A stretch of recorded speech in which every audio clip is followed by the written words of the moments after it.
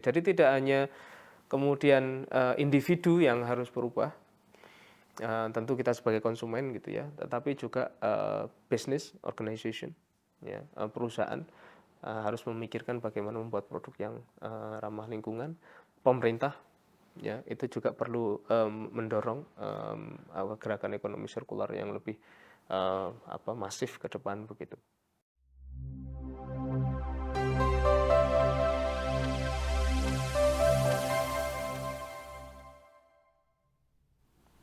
Selamat datang di FEB Talk Ekonomi Sirkular. FEB Talk ini merupakan bagian dari program Bidang Kajian Manajemen Logistik dan Rantai Pasokan MLRP, Departemen Manajemen Fakultas Ekonomika dan Bisnis Universitas Gadjah Mada. Dalam FEB Talk ini, kita akan belajar tentang praktik-praktik ekonomi yang berkelanjutan. Nah, FEB Talk ini menampilkan berbagai narasumber ahli, baik dari akademisi maupun praktisi, yang akan memberikan pencerahan tentang apa itu ekonomi sirkuler dan bagaimana kita bisa berkontribusi dalam mewujudkannya. Selamat menyaksikan dan salam sirkuler. Baik, langsung saja. Di sini kita sudah ada narasumber dari akademisi, yaitu Pak Lulu Lusiantoro, yang merupakan salah satu dosen dari FEB Departemen Manajemen Fakultas Ekonomika dan Bisnis UGM. Jadi selamat pagi Pak Lulu. Selamat pagi, Ya, Mbak Arum. terima kasih sudah berkenan untuk hadir dan menjadi narasumber untuk memberikan insight-insight terbaru terkait topik yang nanti akan kita bahas di podcast FEB Talk ini. Jadi untuk perkenalan singkat, beliau ini merupakan salah satu dosen di FEB UGM dan juga merupakan sosok yang aktif di bidang kajian-kajian rantai pasokan dan juga sekarang di circular economy. Kemudian Pak Lulu ini juga merupakan koordinator bidang kajian MLRP dan juga Research Associate Center for Business Research Judge Business School, University of Cambridge. Jadi untuk saat ini silakan Pak Lulu, kita ingin mendapat insight-insight terbaru terkait apa itu ekonomi sirkuler dan juga apa manfaatnya. Kemudian bagi kita yang masih awam tentang ekonomi sirkuler mungkin bisa mendapat pengetahuan baru dari hal tersebut. Terima kasih. Ya, terima kasih Mbak Arum. Jadi kalau kita bicara circular economy gitu ya dalam bahasa Inggris atau ekonomi sirkular di dalam bahasa Indonesia, itu sebenarnya konsep yang relatif baru gitu ya. Jadi baru kemudian berkembang itu sejak tahun 2012. Ya, dipelopori oleh namanya Ellen MacArthur Foundation gitu. Itu salah satu foundation yang memang sangat concern dengan isu-isu ekonomi sirkular gitu ya, ekonomi yang berkelanjutan gitu. Tentu salah satu latar belakang dan ini latar belakang yang paling kuat mengapa kemudian ekonomi sirkular ini muncul itu adalah kondisi bumi yang tidak sedang baik-baik saja gitu ya, karena climate change ya, kemudian global warming dan seterusnya ya, sehingga ini menjadi concern yang sangat besar begitu ya bagi banyak stakeholders di dunia ini, termasuk pengusaha, kemudian negara gitu ya, sehingga konsep ekonomi sirkular ini dimunculkan untuk bisa membantu bumi kita recover kembali gitu. Konsep dasarnya sebenarnya lebih banyak kepada bagaimana kita memanfaatkan sumber daya ya secara lebih bijak gitu ya, dan juga berkelanjutan gitu.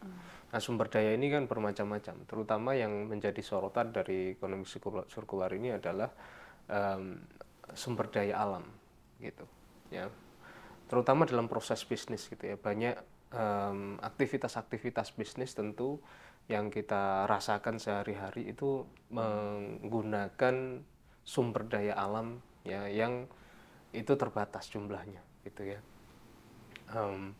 Maka dari itu perlu kesinambungan ke depan gitu. Kalau sumber daya ini semakin habis, maka bagaimana kita akan bisa memenuhi kebutuhan manusia kan gitu. Ya, bahkan ada juga wacana bahwa kita membutuhkan 2 bumi gitu ya untuk bisa memenuhi kebutuhan seluruh penduduk ke depan di masa yang akan datang. Maka itulah kemudian yang mendasari ide ekonomi sirkular ini muncul gitu. Sebenarnya ini bukan ide yang sangat baru begitu ya.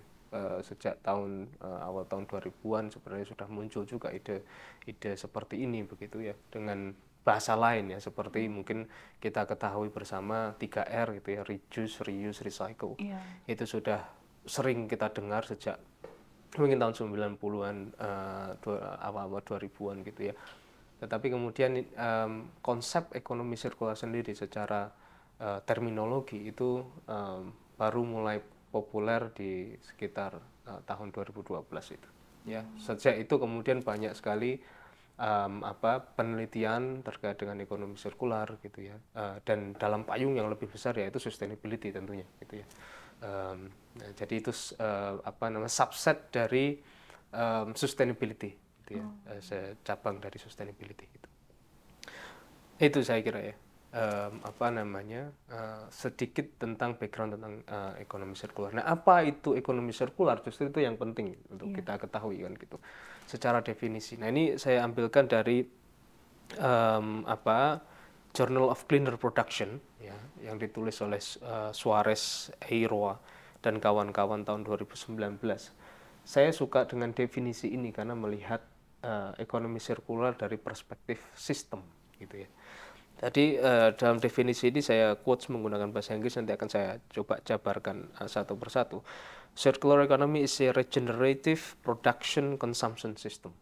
Nah, jadi kata kuncinya di situ ada regeneratif, bukan konsumtif, bukan consumption. Jadi paradigma ekonomi sirkular itu adalah regenerasi, bukan kemudian konsumsi. Karena kalau selama ini yang kita lihat konsumsi itu sifatnya linear gitu ya, bahwa misalnya ada sebuah perusahaan memproduksi suatu barang tertentu, kemudian barang itu didistribusikan, disampaikan kepada konsumen gitu ya, memenuhi harapan konsumen, kebutuhan konsumen, kemudian konsumen mengkonsumsi produk itu, menggunakan produk itu, setelah itu dibuang produknya kalau sudah tidak terpakai, kalau kita bicara durable products tentunya. Setelah itu kemana? Ya berarti ke tempat pembuangan sampah. Siapa yang bertanggung jawab atas sampah? Ya tidak ada yang bertanggung jawab. Apakah perusahaan akan bertanggung jawab? Tidak. Karena tugas mereka hanya sekedar production, memproduksi produk, kemudian mendistribusikan ke konsumen, konsumen menggunakan dan selesai. Ya, tetapi yang namanya generative atau regeneration,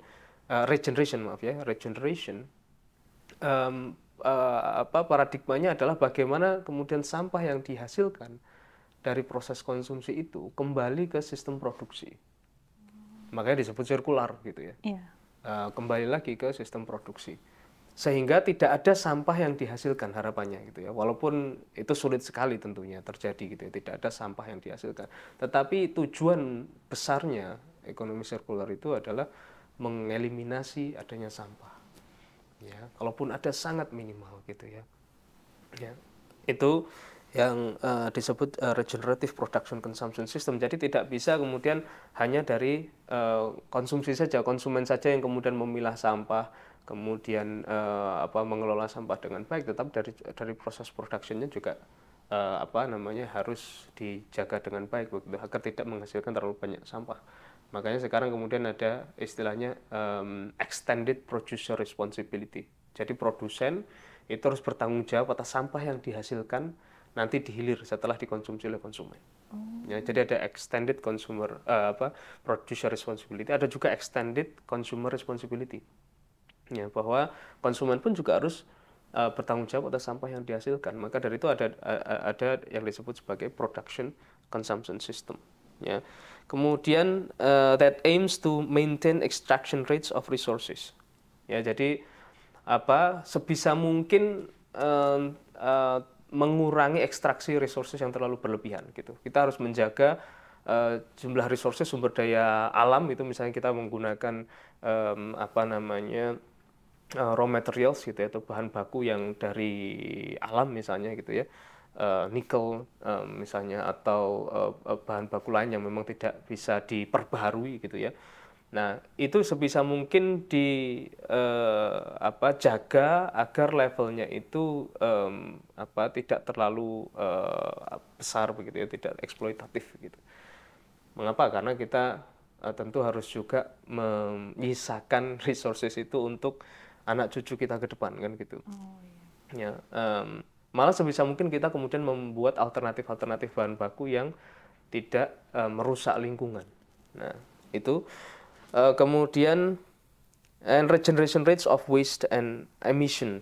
Jadi itu tadi ya, bahwa bagaimana jumlah sampah itu bisa diminimalisasi atau bahkan dihilangkan gitu ya. Termasuk tidak hanya sampah dalam arti fisik ya, sampah yang dibuang gitu ya, baik itu organik ataupun non organik gitu. Tetapi juga emisi yang dihasilkan gitu ya. Jadi tentu setiap proses produksi itu kalau tidak kemudian menggunakan prinsip-prinsip ramah lingkungan, misalnya menggunakan renewable energy ya, atau kemudian renewable electricity begitu ya, itu akan menghasilkan carbon emission. Nah, yang itu tentunya juga tidak baik untuk planet kita. Itu menyebabkan planet kita lebih panas gitu ya, suhunya meningkat dan lain sebagainya begitu. Nah, itu dari segi jadi ada dari segi input, ada dari segi output gitu. Inputnya tadi resources yang digunakan harus dijaga levelnya agar tetap sustainable dan kita tetap bisa melakukan aktivitas ekonomi dengan resources itu, ya, menjaga agar resources itu tidak habis begitu ya, tidak dieksploitasi sehingga itu merusak lingkungan. Dari segi input, outputnya itu tadi meminimalisir atau meminimalisasi bahkan mengeliminasi sampah begitu, dan juga emisi. Emisi tidak hanya emisi karbon ya, tetapi juga bisa gas metana juga menjadi emisi yang bisa dihasilkan juga dari proses farming misalnya, yang itu juga berbahaya bagi lingkungan itu. Under suitable values for planetary boundaries. Ini jadi bukan berarti tidak boleh menggunakan resources, tetapi resources yang digunakan atau aktivitas yang dilakukan oleh bisnis itu perlu mempertimbangkan kesehatan planet kita, gitu ya, kesehatan bumi kita. Maka dari itu kan banyak wacana-wacana setiap tahun tuh ya di konferensi-konferensi yang dengan tema sustainability, bagaimana kita harus menjaga suhu bumi misalnya di bawah 2 derajat Celcius dan seterusnya gitu ya, rata-rata. Through closing the system tadi ya sudah saya jelaskan bagaimana itu nanti tidak hanya sekedar linear, tetapi dari sampah itu kemudian kembali ke sistem produksi, reducing its size, ya, mengurangi konsumsi yang berlebihan begitu. Nah, ini juga penting ini. Nah, dan ini juga nanti kaitannya dengan bahwa ekonomi sirkular itu juga di-challenge juga tuh oleh beberapa researcher begitu, bahwa ini juga kurang fundamentals of economic theory gitu ya. Kenapa? Karena paradigmanya adalah mengurangi konsumsi gitu. Sementara kalau kita bicara ekonomi secara umum, konsumsi yang besar itu juga bagus untuk pertumbuhan ekonomi begitu ya, secara umum begitu. Tapi paradigmanya reducing its size itu artinya kita mengurangi konsumsi yang berlebihan gitu. Terkadang kan kita sebagai konsumen mengkonsumsi sesuatu yang tidak kita butuhkan gitu ya, hanya kita inginkan gitu ya, beli baju gitu ya, ya suka baju ini, pengen ganti setiap minggu misalkan, setiap 2 minggu, tapi setelah itu tidak kita pakai begitu ya, yang akhirnya juga dibuang dan seterusnya gitu. Nah, itu juga bagian dari definisi circular economy ya. Dari segi konsumen pun juga perlu lebih mindful dalam mengkonsumsi produk, sehingga tidak terlalu banyak produk yang kemudian dikonsumsi dan nanti intian akan dibuang begitu sebagai sampah itu tadi. Kemudian maintaining the resource value as long as possible within the system, artinya bahwa kita perlu menggunakan produk yang kita beli gitu ya, atau resources yang kita gunakan untuk proses produksi kalau kita bicara bisnis atau operations, itu selama mungkin gitu. Ya, jadi kalau tadi misalnya kan paradigma yang sirkular tadi ya selama mungkin menggunakan resources yang ada itu di level itu, misalnya di level apa namanya tertentu gitu ya untuk raw materialsnya, ya itu di level itu terus yang kemudian dikembalikan lagi ke production system, jadi mengurangi eksploitasi resources yang berlebihan itu tadi. Dan misalnya kita sebagai konsumen menggunakan produk, ya produk-produk yang awet gitu ya, yang bisa digunakan terus-menerus, reuse gitu ya, sifatnya kita reuse lagi gitu ya, sampai itu kemudian rusak dan mungkin bisa kembali ke sistem produksi lagi menjadi raw materials lagi gitu ya.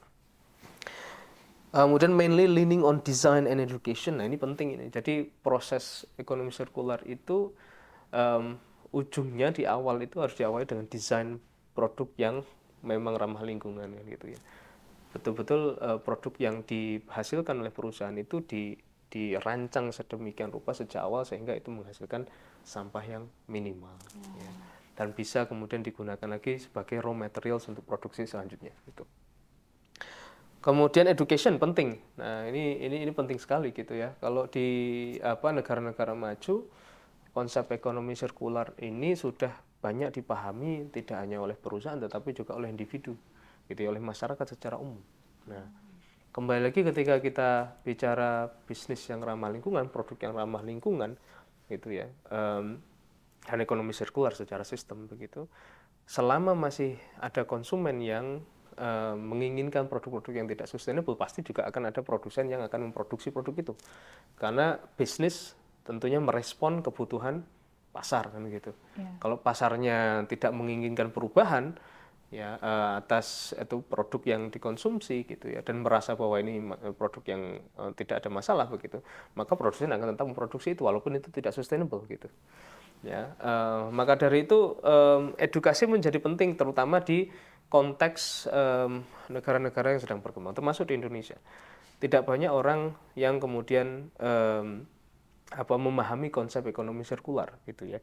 Masyarakat yang memahami ekonomi sirkular gitu. Mungkin baru sedikit ya. Ada beberapa perusahaan yang sudah sangat gencar mempromosikan ekonomi sirkular begitu di Indonesia, tetapi di level konsumen tentu tidak banyak yang kemudian memahami apa itu konsep ekonomi sirkular, bagaimana kita harus mindful dalam mengkonsumsi produk dan seterusnya gitu.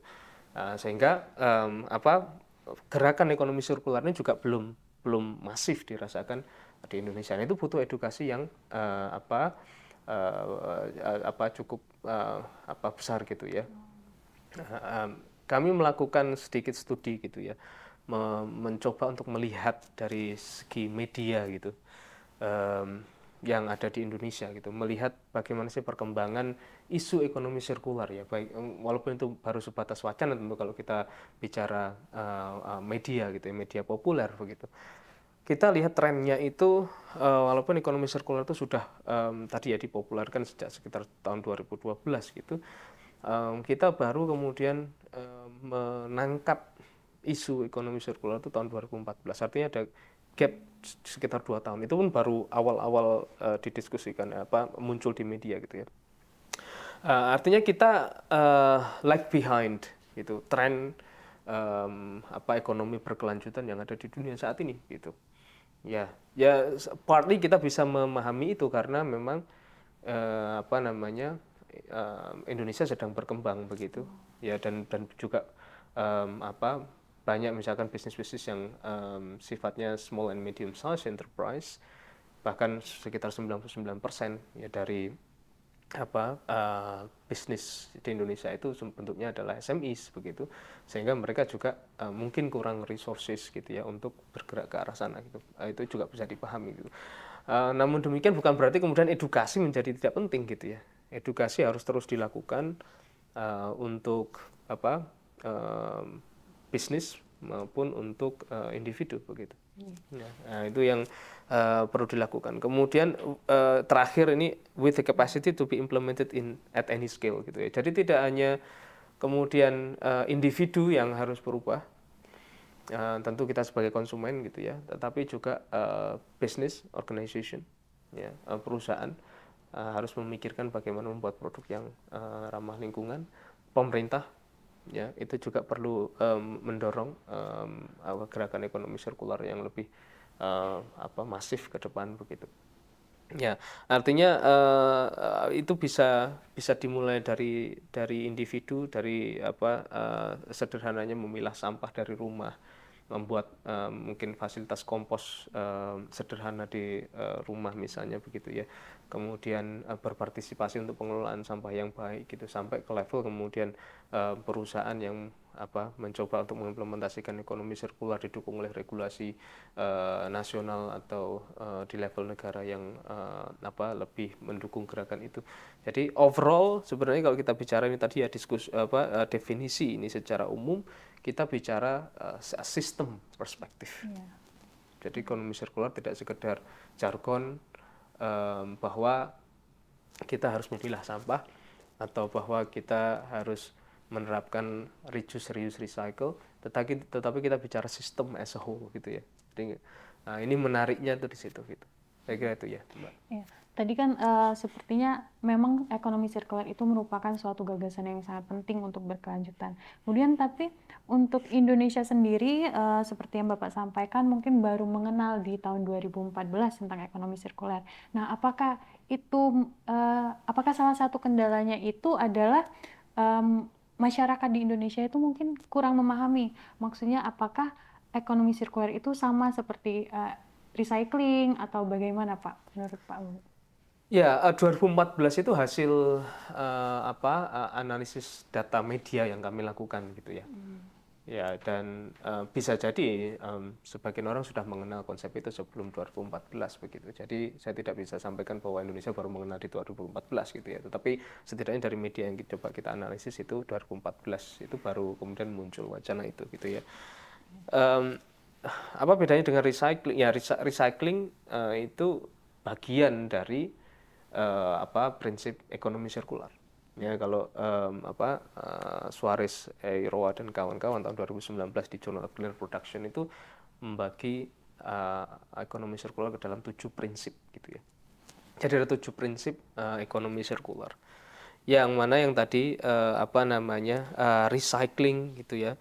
Itu juga masuk ke dalam salah satu prinsipnya. Jadi ada tidak hanya recycling ya, ada downcycling, ada recycling, ada upcycling kan gitu. Ya. Kalau downcycling berarti kemudian produk yang sudah menjadi sampah itu kemudian diproses ulang tetapi dengan nilai yang lebih rendah gitu ya, nilai yang lebih rendah dari produk aslinya gitu. Kalau recycling kemudian mengembalikan fungsinya itu lagi, misalnya botol gitu ya, yang dari botol kemudian dihancurkan gitu plastiknya gitu, kemudian plastiknya digunakan sebagai bahan baku untuk membuat botol lagi, itu recycling. Nah, upcycling itu sama prinsipnya, kemudian menggunakan sampah dari produk tertentu, tetapi hasil akhirnya nanti produk yang baru itu nilainya lebih tinggi dibandingkan dengan produk yang sebelumnya. Jadi misalnya dari tadi botol yang kemudian bahan baku sampah dari botol tadi yang misalnya dicacah kemudian dijadikan bahan baku plastik, plastiknya itu kemudian digunakan untuk misalnya memproduksi bahan baku untuk bangunan misalnya, atau digunakan untuk membuat bahan baju misalnya gitu ya, dijadikan baju dan lain sebagainya. Itu nilainya bisa jadi lebih tinggi daripada botol tadi kayak gitu. Itu jadi upcycling. Itu hanya satu bagian dari prinsip ekonomi sirkular gitu ya. Dan prinsipnya tadi ada 7 tadi. Jadi pertama tadi yang katanya dengan adjusting inputs to the system to regeneration rates tadi ya, inputnya ya perlu dikelola dengan baik gitu ya. Jadi misalnya menggunakan renewable energy tadi ya, listrik yang ramah lingkungan gitu ya, misalkan dari solar panel misalnya, atau dari tenaga angin misalnya, atau dari waste to energy conversion facilities gitu ya. Jadi energi yang memang digerakkan oleh pengolahan sampah misalnya gitu. Ya. Kemudian termasuk bagaimana kita perlu menghemat penggunaan energi gitu ya, di konteks perusahaan juga misalnya gitu ya. Juga di konteks rumah tangga misalnya ya, mengurangi penggunaan energi yang berlebihan. Kalau tidak perlu misalnya matikan listrik, atau matikan lampu gitu ya. Ya, atau matikan alat-alat yang mungkin tidak digunakan lagi gitu ya, sehingga menghemat penggunaan energi.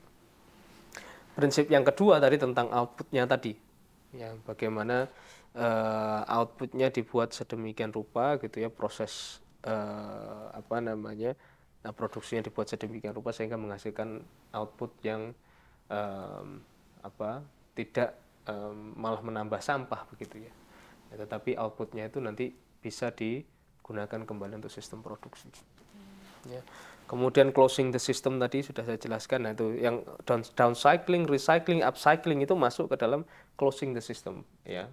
Prinsip closing the system itu prinsip yang ketiga gitu ya. Kemudian prinsip yang keempat yang tadi ya, maintaining resource value within the system. Jadi ya, tadi bagaimana menggunakan produk-produk yang lebih awet. Kalau perusahaan berarti mendesain produk agar umur pakainya itu lebih lama misalnya gitu ya.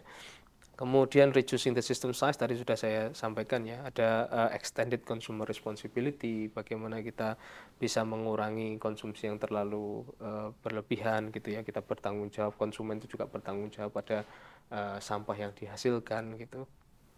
Kemudian desain, prinsip yang keenam, yang ketujuh adalah edukasi. Jadi tidak sekedar recycling. Ya, recycling itu hanya salah satu bagian kecil dari ekonomi sirkular. Menarik sekali bahasanya, Pak. Kemudian saya kan memposisikan saya sebagai orang awam. Jadi misalnya Bapak tadi sudah menyebutkan untuk contoh dalam kehidupan sehari-hari. Nah, misalnya dalam kehidupan sehari-hari kita kan punya alat elektronik. Kemudian seperti HP, mesin cuci, kulkas, itu kan kita tidak tahu bagaimana cara mengaplikasikannya atau berkontribusi untuk ekonomi sirkular itu. Kira-kira ada tips nggak bagaimana cara kita mengatasi hal tersebut? Misalnya kalau mesin cuci sudah tidak terpakai lagi, itu kita harus kemanakan? Kemudian HP yang kita nggak tahu kan bahan elektronik itu harus yang tidak terurai. Nah, kita tidak bisa mengelolanya kayak gitu. Ya, pertama kalau kita mau mengaplikasikan ekonomi sirkular ya di level yang ya praktis gitu ya, kehidupan kita sehari-hari, tentu perspektifnya adalah kalau kita pertama ketika kita membeli produk, kita harus betul-betul memikirkan bahwa kita membutuhkan produk itu. Ya, tidak sekedar bahwa saya mau produk itu tetapi ya belum tentu saya pakai. It's good to have. Ya, kalau kita bilang it's good to have tetapi tidak betul-betul what I need, artinya ya itu kemungkinan tidak akan banyak dipakai. Kalau tidak akan banyak dipakai berarti ya tinggal menunggu waktu saja produk itu akan mungkin rusak dan lain sebagainya, akan dibuang gitu ya. Nah, pertama dari perspektif itu tadi ya, mindful consumption atau responsible consumption gitu. Yang kedua, kalau kita sudah punya produk kemudian rusak, kita perlu memikirkan bisa nggak produk ini diperbaiki kan gitu. Nah, di Indonesia itu sebenarnya ada kekuatan yang sangat besar itu untuk kemudian menggerakkan ekonomi sirkular melalui mekanisme repair, refurbish dan lain sebagainya. Kan sudah banyak juga ya jasa-jasa refurbishment, repair HP, laptop dan lain sebagainya. Dan murah di Indonesia ini dibandingkan dengan di negara-negara maju gitu ya. Di Inggris misalnya gitu ya. Kalau ada mesin cuci yang rusak, memperbaiki mesin cuci itu mungkin harganya sama dengan membeli mesin cuci yang baru. Ya, sehingga kalau mesin cuci rusak ada juga yang kemudian langsung membuang ke tempat sampah. Padahal sebenarnya bisa diperbaiki. Tetapi jasa untuk memperbaikinya itu bisa jadi seharga membeli mesin cuci yang baru. Ya, tapi kalau di Indonesia kan nggak begitu. Sebenarnya memperbaiki itu juga sedikit lebih murah gitu ya, dan bahkan jauh lebih murah mungkin dibandingkan dengan negara maju. Artinya kita punya kekuatan itu, dan itu kan juga menggerakkan ekonomi dari itu tadi repair shop gitu ya, kemudian UMKM yang bergerak di bidang repair gitu ya, memperbaiki jam tangan, memperbaiki tadi alat elektronik yang rusak dan lain sebagainya gitu ya. Nah, pilihan terakhir kalau memang tidak bisa diperbaiki ya berarti harus di recycle atau ya tadi ya misalnya diolah kembali, baik itu upcycling ataupun downcycling ya. masalahnya adalah apakah kita sudah punya fasilitas Iya, itu. Nah, betul. ya fasilitas itu saya kira sebagian pihak saat ini juga sedang berupaya untuk bagaimana mengembangkan fasilitas untuk mengelola sampah itu sehingga berbagai jenis sampah itu bisa diolah ya, baik itu tadi ya melalui mekanisme upcycling, downcycling maupun recycling ya. Nah, sehingga itu bisa digunakan lagi ya untuk bahan baku misalkan industri misalnya gitu ya. Kemudian untuk digunakan lagi oleh konsumen dalam bentuk produk yang lain dan seterusnya. Itu. Oh baik Pak. Kalau ini untuk skala yang lebih besar kan memang tadi kita perlu fasilitas Ya. untuk sebagai memfasilitasi dari masyarakat ke kita mau buang kemana itu kan harus ada fasilitasnya. Berarti itu kan masuk ke area seperti arahnya kemana, alurnya kemana itu kan mungkin bisa masuk ke skala yang lebih besar ke relevansinya ke rantai pasokan. Nah, mungkin Bapak bisa jelaskan pandangan Bapak terkait hal tersebut.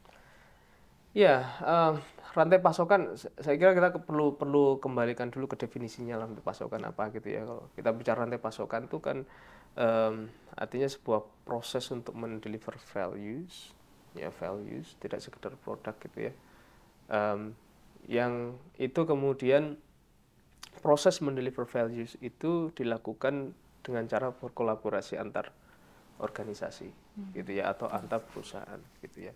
Artinya kita bicara rantai pasokan, simply kita tidak hanya bicara proses operations atau production di dalam satu perusahaan, tetapi harus lebih dari satu perusahaan atau satu organisasi. Artinya relationship management menjadi penting gitu ya, karena ada banyak perusahaan yang terlibat dalam proses untuk mendeliver values tadi ke customer kan gitu.